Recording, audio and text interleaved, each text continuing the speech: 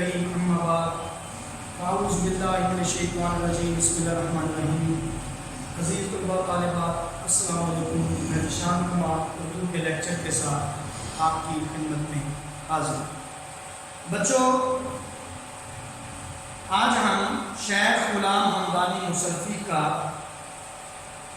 چوتھا شعر کریں گے. چونکہ تیسرا شعر پہلے ہو چکا ہے تو چوتھا شعر ہے کہ ہمدم جو دیکھتا ہوں تو پہلو میں دل نہیں، بیٹھا تھا اس کے پاس میرا دل وہیں رہا. اس شعر میں وہیں رہا یہ جذبے کی شدت کو ظاہر کرتا ہے، اور شاعر نے کلاسیکی روایت کا سہارا لیا. کلاسیکی شاعروں نے محبت کے لیے مختلف ترکیبیں استعمال کی ہیں. مثلا دل کا جانا، دل کا چرایا جانا، دل کا ہاتھ سے نکل جانا، دل کا پہلو سے نکل جانا، دل کسی پر آ جانا، یہ سب ترکیبیں محبت کے لیے استعمال ہوتی ہیں کہ جب دل کسی پر دل و جان سے جب کوئی عاشق اپنے محبوب پر دل و جان سے فریفتہ ہو جائے تو اس کے لیے یہ ترکیب استعمال کی جاتی ہے. تو یہاں شاعر نے معاملہ بندی کا استعمال کیا ہے. معاملہ بندی کوئی شعر جس کو سمجھنے کے لیے ایک فرضی واقعہ بنانا پڑے. تو یہاں ہم ایک کہانی تشریح کے لیے کہانی بنانی پڑے گی، اور جہاں کسی شعر کی تشریح میں ایک کہانی بنانی پڑے، کہانی کا عنصر ہو، تو اسے کہتے ہیں معاملہ بندی. ہوا یوں کہ عاشق شاعر جو خود کو ایک عاشق کے کردار میں پیش کرتا ہے، وہ ایک بزم میں براجمان تھا، اور اسی بزم میں اس کا محبوب بھی موجود تھا، اور اس کے قریب ہی وہ اس کا محبوب براجمان تھا. تو بار بار نظر اس کے محبوب پر پڑتی رہی، اور محبوب کی نظر بھی اٹھی اور شاعر پر، عاشق پر پڑی. تو عاشق اس پر، اس کے حسن و جمال پر، اس پری وش، پری جمال، پری تمثال پر فریفتہ ہو گیا، اور اسے اس پری وش سے محبت ہو گئی. اب وہ شعر ہے محفل میں بار بار اسی پر نظر گئی، ہم نے بچائی لاکھ مگر پھر ادھر گئی. اب بزم یار سے تو واپس آ گیا، لیکن اس کا دل اسی بزم میں رہ گیا. یعنی اب ہم وقت اس کے قلب و ذہن پر وہی صورت، وہی شکل چھائی رہتی ہے. ایک بے خودی کا عالم ہے،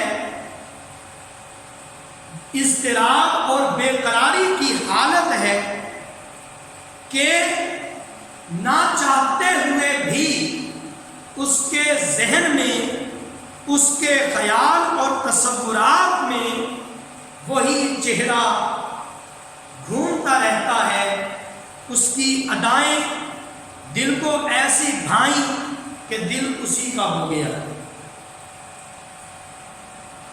اس شوق سے، ملاقات سے قبل وہ اضطراب اور بے قراری نہیں تھی، لیکن اب اس سے ملنے کا، اسے دیکھنے کا اشتیاق بڑھتا چلا جاتا ہے. پہلے دنیا میں اور کارے دنیا میں دل لگتا تھا، مگر اب کارے جہاں میں، کارے دنیا میں جی نہیں لگتا. اب دل کچھ بھی سوچنا نہیں چاہتا، دماغ اب عقل بھی کام کرنا چھوڑ قوتیں ماند پڑ گئی ہیں، دل میں موجود محبت کے جذبات غالب آ گئے ہیں، اور ایک تصویر، ایک صورت دل میں ایسی جاگزین ہوئی کہ پھر دنیا کے سبھی رنگ بے رنگ ہو گئے۔ ایک محبوب کا چہرہ ہی جلوائے صدرنگ بن گیا۔ ایسی صورت میں شاعر خود سے اپنے ہمراز سے کلام کرتے ہوئے کہتا ہے کہ اے میرے دوست، میں دیکھتا ہوں کہ اب میرا دل میرے پہلو میں نہیں ہے، یعنی میرا دل اب میرا نہیں رہا، اب یہ محبوب کا ہو گیا، اب یہ اس پری پیکر کا ہو گیا۔ میں کچھ بھی سوچتا ہوں، میں کچھ بھی چاہتا ہوں، میں کچھ بھی کرنا چاہوں، لیکن بار بار میرا دل مجھے اسی منظر کی طرف لے جاتا ہے جو بزم یار میں میری آنکھوں کے سامنے تھا، اور میرا دل اب میرے قابو میں نہیں رہا۔ یہ خودی، بے قراری اور بے چینی پہلے نہیں تھی، یہ بے قراری پہلے نہیں تھی۔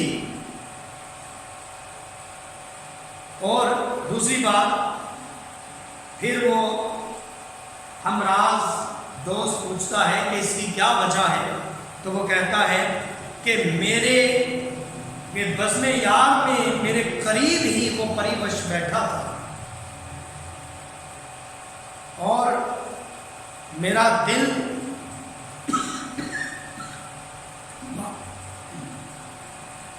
بار بار مجھے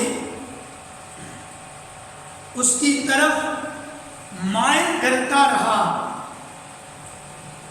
اور وہ دل میں اس شوق کی ادائیں ایسی اتری کہ اب دل اسی کا ہو رہا، اب میرے بس میں یہ دل نہیں رہا، ہر دھڑکن اسی کا نام لیتی ہے، اور دل میں اب اس کو ملنے، اس کے دیدار کی اور اس کے وصل کی خواہش ہے۔ اب میرا دل فقط دیدار یار کی آرزوؤں کا محور بن چکا ہے، اور اس کی محبت کی، میرا دل اب اس کی محبت کی اماجگاہ ہے، اس کے سوا اب اس دل میں کچھ نہیں رہا، اب دنیا کی لذتوں کو بھول گیا ہے، کار دنیا میں بھی اب یہ دل نہیں لگتا، اب تو ایک ہی منظر ہے جو میری آنکھوں میں اترا ہوا ہے۔ بیٹھا تھا اس کے پاس، میرا دل وہیں رہا، کہ میں اس بزم سے جب واپس آیا تو مجھے پتا چلا کہ میں اپنا دل وہیں چھوڑ آیا ہوں۔ اب وہیں رہا، جذبے کی شدت ہے کہ کوئی چیز بھول جانا اور بات ہے، لیکن کسی چیز کا وہیں رہ جانا یہ جذبے کی شدت کی علامت ہے۔ میرا دل وہیں رہ گیا کہ میرے اب دل میرا نہیں رہا، اب یہ محبوب کا ہو گیا ہے، اب اسی کی محبت میں دھڑکتا ہے اور اسی کی آرزو میں جیتا ہے۔ جیسے شاعر نے کہا، مسائل اور بھی تھے پر جی کا جانا، عجب ایک سانحہ سا ہو گیا ہے، اور ایک ناوک نے اس کی نجگاہ کے، ناوک کہتے ہیں تیر کو، نجگاہ کہتے ہیں پلکوں کو، ایک ناوک نے اس کی نجگاہ کے طائر سدرا تک شکار کیا، اور کچھ اس ادا سے آج وہ پہلو نشی رہے، جب تک وہ رہے ہمارے پاس ہم نہیں رہے، اور کبھی پہلو میں دل ہم بھی تو رکھتے تھے، کبھی پہلو میں دل ہم بھی تو رکھتے تھے، مگر کافر نگاہ نے لوٹ کر چھوڑا۔